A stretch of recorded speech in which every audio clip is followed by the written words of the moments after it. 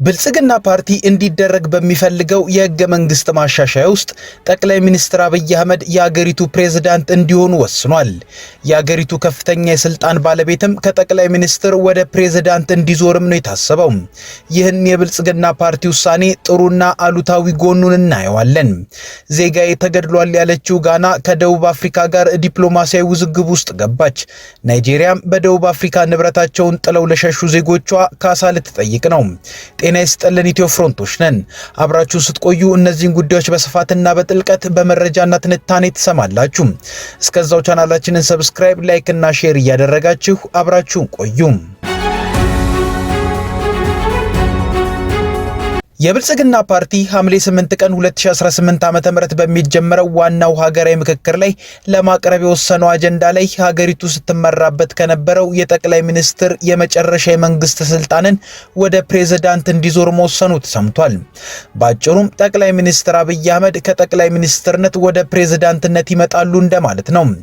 የብልጽግና ፓርቲ ማዕከላዊ ኮሚቴ በአዳማ ከተማ ሲያደርግ በነበረው ለሀገራዊ የምክክር ኮሚሽን አጀንዳ የማርቀቅ ስብሰባም አንዱ የወሰነው ይሄንኑ ነው። ሆኖም ይህ ጉዳይ በዋነኝነት የህገ መንግስት ማሻሻያን የሚጠይቅ ይሆናል። ኢትዮጵያ ለ31 ዓመታት የተጠቀመችበት ህገ መንግስት የሀገሪቱን የመጨረሻ የአስፈጻሚነት ስልጣንን የሚሰጠው ለጠቅላይ ሚኒስትር ነው። የፕሬዝዳንትነት ቦታ ብዙም የመንግስት ስልጣን ያለው አይደለም። እንደተሰማው ከሆነ የብልጽግና ፓርቲ ማዕከላዊ ኮሚቴ ለሀገራዊ ምክክር አጀንዳ እንዲሆን የወሰነው ከፊል ፕሬዝዳንታዊ የመንግስት አወቃቀርን ነው። ይህም የሀገሪቱ ፕሬዝዳንት ከፓርላማው እንዲመረጥ የሚያደርግ ይሆናል። ኢትዮጵያ በፕሬዝዳንት ብትመራ መልካም መሆኑን የሚያነሱ ታዛቢዎች ብልጽግና ፓርቲ የመረጠው የከፊል ፕሬዝዳንትነት ማለትም ፕሬዝዳንቱን ከፓርላማ የመምረጡ የመንግስት ቅርጽ ግን ብዙም የማይደገፍና አሁን ካለው በጠቅላይ ሚኒስትር የመመራት ስርዓት ብዙ የተለየ አይደለም ይላሉ። ፕሬዝዳንታዊ ስርዓት ብዙ ጊዜ ተመራጭ የሚሆነው ፕሬዝዳንቱን የሀገሪቱ ህዝቦች በቀጥታ የሚመርጡት በመሆኑ ነው። በዚህ ረገድ የኢትዮጵያ የመንግስት አወቃቀር ይተቻል። ምክንያቱም የሀገሪቱን የመንግስትን የበላይ ስልጣን የሚይዘው ሰው በመላው ሀገሪቱ ባሉ ኢትዮጵያውያን ተመርጦ ሳይሆን የሆነ ወረዳ ላይ ባሉ ኢትዮጵያውያን ብቻ ተመርጦ ነው ጠቅላይ ሚኒስትር የሚሆነው። ይሄ በራሱ ችግር ሆኖ አይደለም፣ ምክንያቱም ሌሎች እየተጠቀሙበት ዲሞክራሲያዊ ሆነዋል። ነገር ግን ኢትዮጵያ የምርጫና የዲሞክራሲ ስርዓቷ ያልዳበረ በመሆኑ እንደገና ደግሞ ዜጎቿ በቋንቋና ብሔር የተለያዩ በመሆናቸው በአንድ ክልል የሆነ ወረዳ ውስጥ ብቻ የተመረጠ ሰው ፓርላማ ስለገባ ጠቅላይ ሚኒስትር ሆኖ የሀገሪቱን የበላይ ስልጣን የሚያዙ አብዛኛውን የወከለ መሪ ሊያደርገው አይችልም የሚል ትችት ይነሳል። ለዛ ነው መለስ ዜናዊን የአድዋ ህዝብ፣ ኃይለማርያም ደሳለኝን የቦሎሶ ሶሬ ነዋሪ፣ አብይ አህመድን ደግሞ የጎማና በሻሻ ነዋሪ እንጂ የኢትዮጵያ ህዝብ አልመረጣቸውም የሚሉ አስተያየቶች የሚነሱት። ሀገሪቱ በምትከተለው የብሔር ፖለቲካም ቢወሰድ መለስ ዜናዊን አብዛኛው የትግራይ ነዋሪ መርጧቸው ጠቅላይ ሚኒስትር አልሆኑም የአድዋ ወረዳ ህዝብ ብቻ እንጂ። ኃይለማርያም ደሳለኝንም ሙሉ ወላይታ አልመረጣቸውም። አብይ አህመድንም ከጎማና በሻሻ እንጂ አብዛኛው የኦሮሚያ ህዝብ መርጧቸው ጠቅላይ ሚኒስትር አልሆኑም። ከዚህ አንጻር ሲታይ በፕሬዝዳንታዊ ስርዓት ፕሬዝዳንት መሆን የሚፈልጉ ወይንም ፓርቲያቸው የወከላቸው ሰዎች በመላው ሀገሪቱ ተወዳድረው አሸንፈው ቢመረጡ የተሻለ ሊሆን ይችላል፣ ምንም እንኳን ይህም የመጭበርበር እድል ቢኖረውም። ሆኖም ብልጽግና ፓርቲ የፈለገው ሀገሪቱ በፕሬዝዳንት እንድትመራ እንጂ ፕሬዝዳንቱ በመላው ኢትዮጵያ ምርጫ ተወዳድረው በህዝብ ቀጥታ እንዲመረጡ አይደለም። ይልቅስ ፕሬዝዳንቱ ልክ አሁን ባለው የምርጫ ስርዓት ከአንድ ወረዳ ተመርጠው ፓርላማው ፕሬዝዳንት እንዲያደርጋቸው ነው የፈለገው። ይህ አካሄድ አሁን ጠቅላይ ሚኒስትር ከሚኮንበት መንገድ የተለየ ነገር የለውም። የአብዛኛውን ውክልናም የሚያስገኝ አይደለም። ጠቅላይ ሚኒስትር አብይ አህመድ ኢትዮጵያ በፕሬዝዳንት እንድትመራ ያላቸውን ፍላጎት ከዓመታት በፊት በገደምዳሜም ቢሆን በህዝብ ተወካዮች ምክር ቤት ተገኝተው ፍንጭን ሰጥተዋል። በወቅቱ በቀጥታ ፕሬዝዳንታዊ ስርዓት ይምጣ ባይሉም አሁን ያለው ስርዓት ግን የክልሎችን ጉዳይ ለመያዝ አስቸጋሪ መሆኑን ተናግረዋል። በተለይ ጠቅላይ ሚኒስትር አብይ ፕሬዝዳንት መሆን የሚፈልጉት ክልሎች በፌዴራል መንግስት ላይ የሚፈጥሩትን ጫና ለመቀነስም ነው የሚመስለው። ለዛም ነው ብልጽግና ፓርቲ ባዘጋጀው የህገ መንግስት ማሻሻያ ሰነድ ላይ አዲስ ክልል ሲፈጠር በፕሬዝዳንቱ ፊርማ እንዲሆን የተፈለገው። ጠቅላይ ሚኒስትር አብይ ብሔር ብሔረሰቦች የሚያነሱትን የክልልኑን ጥያቄን በተደጋጋሚ ሲተቹ ተደምጧል። ለብሔሮች ክልል መመስረት ስለተፈቀደ ብቻ ክልል ለመሆን የሚደረገው ሩጫ ለብሔሮቹ ነዋሪዎች ምንም ፋይዳ የለውም፣ አመራሮቹን ብቻ ነው ባለ ቪኤት መኪና የሚያደርገው፣ አስተዳደራዊ ወጪንም የሚያንረው ሲሉ በተደጋጋሚ ተናግረዋል። ለዚህም ይመስላል የአዲሱ ክልል ምስረታ በመልክዓ ምድርና በኢኮኖሚ መቀራረብ እንዲሆን ብልጽግና ፓርቲ መስፈርትን አስቀምጧል የተባለው። ይህን በመወሰን ሂደት ውስጥም ፕሬዝዳንት የሚሆነው ሰው ትልቅ የወሳኝነት ሚና እንዲኖረው ታስቧል። ይህ ብልጽግና ፓርቲ ውሳኔ ግን የራሱን ጣጣ ማምጣቱ አይቀርም።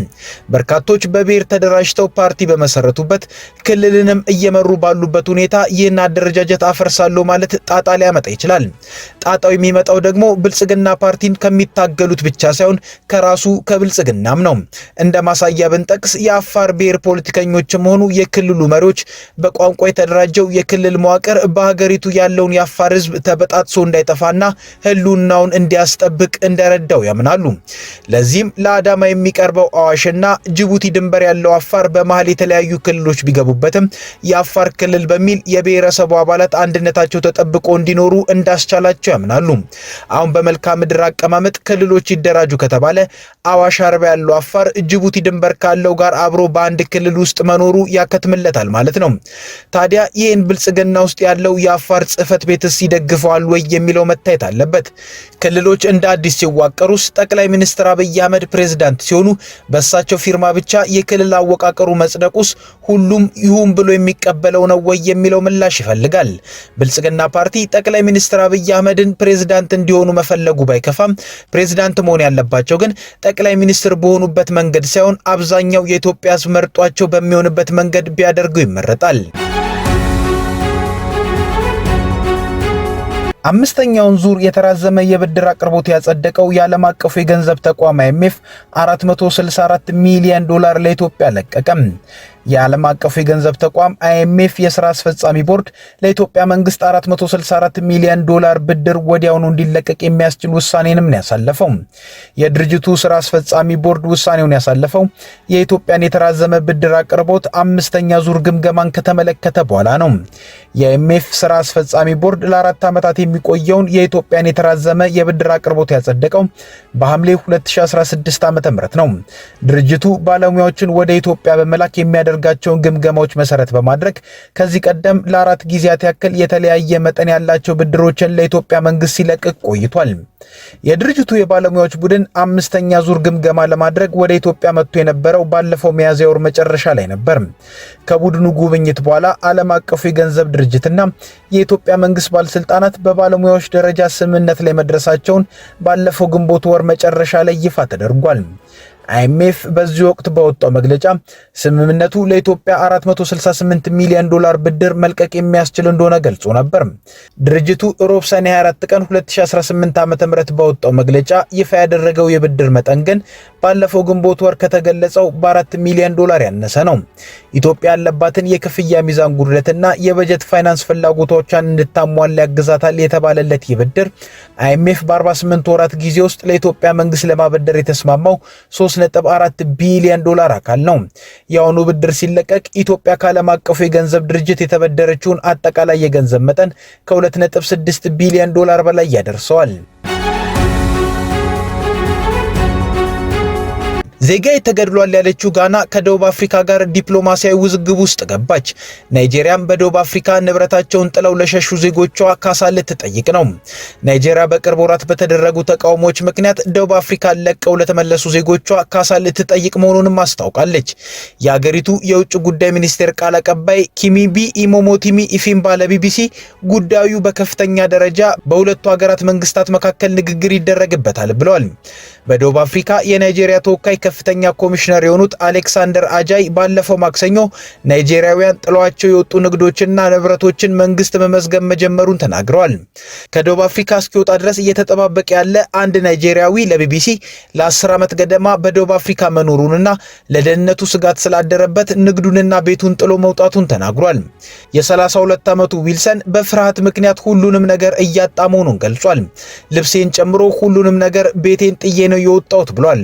የ32 የ32 ዓመቱ ናይጄሪያዊ ከደቡብ አፍሪካ መንግስታቸው እንዲያስወጣቸው እየተጠባበቁ ካሉ በመቶዎች ከሚቆጠሩ ዜጎች ውስጥ አንዱ ነው። ባለፉት ሳምንታት ከ600 የሚበልጡ ናይጄሪያውያን ወደ ሀገራቸው ተመልሰዋል። የደቡብ አፍሪካ ባለስልጣናት ወደ ሀገራቸው የተመለሱ ስደተኞች ህገ ወጦች እንደሆኑ የሚናገሩ ሲሆን ይህ ግን በናይጄሪያውያን ውድቅ ተደርጓል። መንግስት ህገ ወጥ ስደተኞችን ለመከላከል እርምጃ እየወሰደ አይደለም በሚሉ ቡድኖች በተቀሰቀሰ ተቃውሞ ባለፉት ሳምንታት 25000 የሚሆኑ አፍሪካውያን ስደተኞች ደቡብ አፍሪካን ለቀው ወጥተዋል። አንዳንድ የጸረ ስደተኛ ቡድኖች ሰነድ አልባ የሆኑ ስደተኞች ደቡብ አፍሪካን ለቀው እንዲወጡ እስከ ሰኔ 23 ቀን 2018 ዓ.ም ድረስ ቀነ ገደብ ሰጥተው ነበር። ቡድኖቹ ማክሰኞ ዕለት በሺዎች የሚቆጠሩ ሰዎች የተሳተፉበት የተቃውሞ ሰልፍም አካሂደዋል። ሰልፎቹ በአብዛኛው ሰላማዊ የነበሩ ቢሆንም የውጭ ሀገር ዜጎች ላይ የተፈጸሙ አንዳንድ ክስተቶች ግን ነበሩ። የደቡብ አፍሪካ ፖሊስ በአብዛኛው ስደተኞች ላይ በተፈጸሙ ወንጀሎችና ዝርፊያዎች 900 የሚሆኑ ሰዎችን በቁጥጥር ስር መዋሉን አስታውቋል። ቢቢሲ በናይጄሪያ የካሳ ጥያቄ ዙሪያ የደቡብ አፍሪካ መንግስት አስተያየት እንዲሰጥ ጠይቋል። የናይጄሪያ ተወካይ ከፍተኛ ኮሚሽነር ደቡብ አፍሪካ ለቀው የወጡትን ዜጎች በሙሉ እንደ ንግድ፣ ተሽከርካሪ፣ የሚንቀሳቀሱና የማይንቀሳቀሱ ንብረቶችን በትክክል እንዲመዘግቡ መጠየቃቸውን ተናግሯል።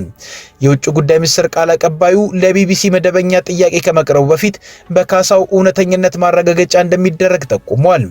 ከደቡብ አፍሪካ ጋር ግንኙነት አላቋረጥንም፣ በከፍተኛ ደረጃ አሁንም እያነጋገርናቸው ነው፣ የተለመዱ ዲፕሎማሲያዊ መንገዶችን ተጠቅመን ዝርዝሩን እንፈተዋለን ብለዋል።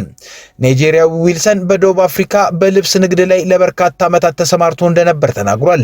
ይሁን እንጂ አሁን ሱቁን ዘግቶ በፕሪቶሪያ የናይጄሪያ ከፍተኛ ኮሚሽን አቅራቢያ ለመጠለል ተገዷል። በቀጣዩ በረራ ከደቡብ አፍሪካ ለመውጣት ተራው የደረሰው ዊልሰን በሱቁ ጥሎት የወጣው ንብረት 16000 ራንድ ወይንም $975 እንደሚያወጣ ተናግሯል። ዊልሰን የመኖሪያ ፈቃዱ በ2021 ዘመኑ እንዳበቃና ለማደስ እንዳልቻለም ገልጿል። ካሳ የማግኘት ተስፋ እንደሌለውም ተናግሯል። አንድ ጋናዊ በደቡብ አፍሪካ እየተካሄደ ካለው ጸረ ስደተኛ ተቃውሞ ጋር በተያያዘ ተገደለ መባሉን ተከትሎ በሁለቱ ሀገራት መካከል ዲፕሎማሲያዊ ውዝግብ ተቀስቅሷል።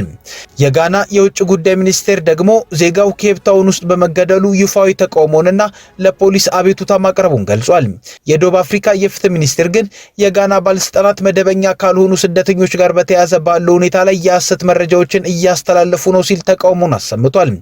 የደቡብ አፍሪካ ፖሊስ በበኩሉ ተገደለ ስለተባለው ጋናዊ መረጃ እንደሌለው፣ ነገር ግን ከወንጀል ጋር በተያያዘ ስለተገደለ ሌላ ጋናዊ ምርመራ እያደረገ መሆኑን አሳውቋል።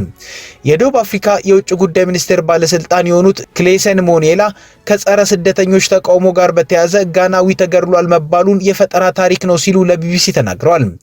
ጋና በዜጋዋ ላይ የተፈጸመውን ግድያ በመቃወም ባወጣችው መግለጫ የማንንም ሕይወት መንጠቅ ተቀባይነት የሌለው ድርጊት በመሆኑ ተጠያቂዎቹ በአፋጣኝ ለፍርድ መቅረብ አለባቸው ስትል ጠይቃለች።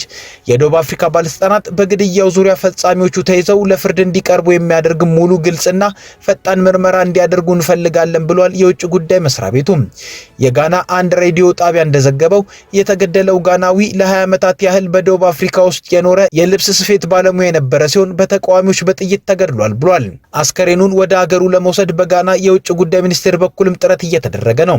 ባለፈው ማክሰኞ ጸረ ስደተኛ ተቃዋሚዎች አፍሪካውያን ስደተኞች ደቡብ አፍሪካን ለቀው እንዲወጡ ያስቀመጡት ቀነ ገደብ የነበረ ሲሆን በተለያዩ ከተሞች ውስጥም የተቃውሞ ሰልፍ ተካሂዷል። ጋና፣ ማላዊና ናይጄሪያ ከቀነ ገደቡ በፊት የተወሰኑ ዜጎቻቸውን ከደቡብ አፍሪካ ካስወጡ ሀገራት መካከል ናቸው። እስካሁን 25000 የሚደርሱ ሰዎች ደቡብ አፍሪካን ለቀው ወጥተዋል። ከኢትዮ ፍሮንት የዛሬ ጉዳዮቻችን እነዚህ ነበሩ።